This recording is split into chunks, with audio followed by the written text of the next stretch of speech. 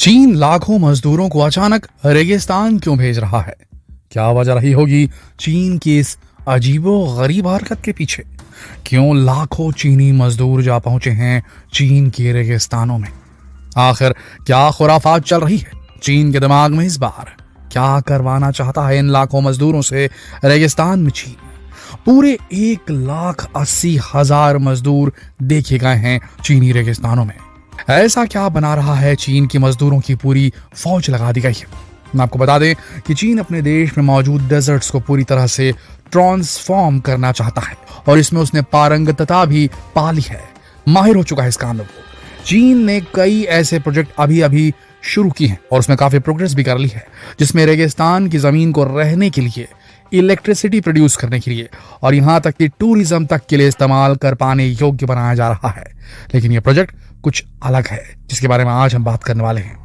चीन को या चाइनीज वर्कर्स को कोई फर्क नहीं पड़ता कि इसका वातावरण पर, पर्यावरण पर, एनवायरनमेंट पर क्या असर पड़ेगा। चलिए आपको बताते हैं चीन के इस मेगा प्रोजेक्ट के बारे में, जिसके चलते 1,80,000 मजदूरों से रेगिस्तान में दिन रात मजदूरी करवा रहा है चीन। जिसके बारे में जानकर जाने कितने सवाल आपके मन में एक के बाद एक उभरते चले जा रहे होंगे। ऐसा प्रोजेक्ट जो बदल कर रख देगा चीन की बहुत बड़ी रेगिस्तानी जमीन को पूरी तरीके से। एक ऐसा डेजर्ट मेगा प्रोजेक्ट जो किसी पागलपन से कम नहीं लगता, मगर चीन के लिए यह बहुत कुछ बदल कर रख देगा। दोस्तों, चाइना डेजर्ट को ट्रांसफॉर्म करने में माहिर है, ये तो हम आपको बता ही चुके हैं। लेकिन आपको बता दें कि इसी ट्रांसफॉर्मेशन में चीन ने कई लार्ज स्केल रिजर्वॉयर्स भी बनाए हैं, वो भी रेगिस्तानी जमीन पर। जी हाँ, कृत्रिम आर्टिफिशियल जलाशय जो चाइना के रेगिस्तान का रंग रूप ही बदल देंगे। ऐसे ही एक विशाल रिजर्वायर को बनाने के लिए चीन ने रेगिस्तान में भेजे हैं 1,80,000 मजदूर। ऐसा जलाशय जिसे बनाने के लिए लाखों मजदूरों की जरूरत पड़ गई, वो कोई आम जलाशय तो नहीं होगा। दोस्तों, रिजर्वायर सिंचाई के साथ साथ और भी कई उद्देश्यों को पूरा करने के लिए, पानी को लंबे समय तक स्टोर करके रखने के लिए बहुत मददगार साबित होते हैं। लोकल वाटर सप्लाई को इंप्रूव करते हैं और इंडस्ट्रियल डेवलपमेंट को भी सपोर्ट करते हैं। चीन तो टूरिज्म के उद्देश्य से भी रिजर्वायर तैयार करता है। अब चाइना ने सबसे बड़ा डेजर्ट रिजर्वायर बनाने की ठानी है और इसके लिए उसने मजदूरों की पूरी फौज खड़ी कर दी है। जब यह पूरा कंप्लीट हो जाएगा तब 9 लाख MU जमीन की सिंचाई करने के काबिल हो जाएगा। MU या मू लैंड मेजरमेंट की चाइनीज यूनिट है। 1 MU में 666.5 स्क्वायर मीटर के बराबर जमीन आती है।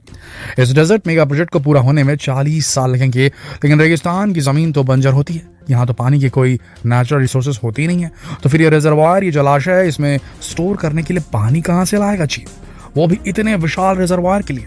यही सबसे पहला सवाल दिमाग में आता है चीन के ऐसे अतरंगी प्रोजेक्ट्स के बारे में जानकर। दोस्तों, ये जलाशय ड्राई डेजर्ट में बनाया गया, इसलिए इसे हनहाई पर्ल भी बोला जाता है, क्योंकि डेजर्ट रिजर्वायर्स बहुत रेयर होते हैं। वैसे इसका नाम होंगीशान रिजर्वायर है। आपको बता दें कि रिजर्वायर को 1958 में ही बना दिया गया था और ये 148 क्यूबिक मीटर पानी को स्टोर कर सकता है। बताया जाता है कि चीन के लोगों ने इसे हैंड टूल से खोद कर बनाना शुरू किया था और ये अभी भी एशिया का largest man made desert reservoir है। अभी जो मेगा प्रोजेक्ट है उसके अंतर्गत पहले से मौजूद इस रिजर्वायर को 49% और बढ़ाया जा रहा है। ये चाइना के डेजर्ट ग्रीनिंग मिशन का सबसे अहम हिस्सा है। डेजर्ट ग्रीनिंग नाम से चाइना का डेजर्ट प्रोजेक्ट इतने पुराने समय से शुरू हो गया था कि खुद चाइना को याद नहीं कि इसकी शुरुआत कैसे हुई थी। दोस्तों, चाइना डेजर्टिफिकेशन से सबसे ज्यादा प्रभावित होने वाला देश है, यानी यहाँ की जमीन तेजी से रेगिस्तान में बदल रही है और करीब 6 से 7 दशक हो गए हैं चीन को इस समस्या का समाधान खोजते खोजते। इसकी टोटल लैंड टेरिटरी का 30% हिस्सा रेगिस्तान है, डेजर्ट लैंड है, और बढ़ती जनसंख्या के कारण ज्यादा से ज्यादा लोगों को रहने के लिए जमीन चाहिए। और अगर डेजर्ट को रहने लायक बनाना है तो सबसे पहले वहां की पानी की कमी को दूर करना होगा। साथ ही सबसे बड़ी परेशानी जिससे चीन जूझ रहा है वो ये है कि हर साल चीन की 3,000 स्क्वायर किलोमीटर से भी ज्यादा जमीन डेजर्ट में बदलती जा रही है। ये डेजर्ट फार्म लैंड्स को निगलते जा रहे हैं, यानी कि खेतों को निगलते जा रहे हैं और गांवों को दफनाते जा रहे हैं। मजबूरन लोगों को अपने घर छोड़कर जाना पड़ता है। इसीलिए डेजर्ट में रिजर्वायर बनाकर चीन उन्हें रहने लायक बनाने की तकनीक पक्की करना चाहता है, माहिर होना चाहता है इस स्किल में।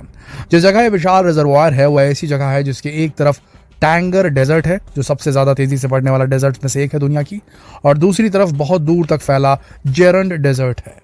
इन दोनों ही रेगिस्तानों को लोग पूरी तरह छोड़ चुके हैं और आसपास के शहरों को इसकी पीली रेत के तूफानों का सामना आज तक करना पड़ रहा है।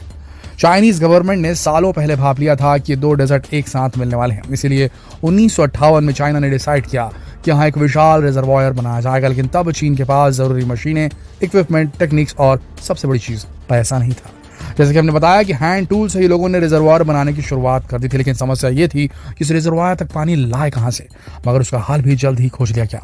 दोस्तों, इस जलाशय में शेनिगियल रिवर से पानी आता है, जो 4 अलग अलग पार्ट से मिलकर बनी हुई है। सबसे पहला है सरफेस वाटर, जो इस नदी के अपर पार्ट्स के मध्य में है। दूसरा है स्प्रिंग वाटर, जो अंडरग्राउंड बहता है और वुई बेसिन के नॉर्दर्न एज के सरफेस पर आ पहुंचता है। तीसरा है माउंटेन वाटर और चौथा है स्प्रिंग वाटर, जो इस नदी के अपर रीचेस में पाया जाता है। वेस्ट वाटर ट्रीटमेंट प्लांट से भी पानी इस नदी में गिराया जाता है। नदी का पानी रिजर्वायर तक पहुंचाने के लिए water transfer tunnels, flood gates और वेस्ट डैम का यूनिक स्पिलवे भी तैयार किया गया है। इस रिजर्वायर का उद्देश्य पानी की स्टोरेज और इरिगेशन तो है ही, साथ ही फ्लड को रेगुलेट करना और फिशिंग और टूरिज्म को प्रमोट करना भी है।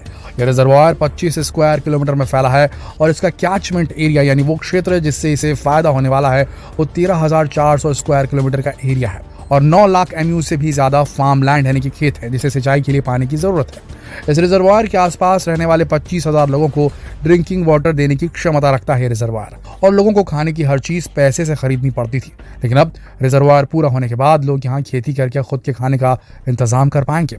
फिशिंग और टूरिज्म इंडस्ट्री को बढ़ावा मिलेगा, एग्रीकल्चर इनकम बढ़ेगी, लोगों के मन में से ये डर भी खत्म हो जाएगा कि पानी खत्म होने वाला है। लोगों को लगता था कि रिजर्वायर बस एक सुहाना सपना है जिसे पूरा नहीं किया जा सकता, लेकिन चीन ने इस सपने को सच में बदल दिया है।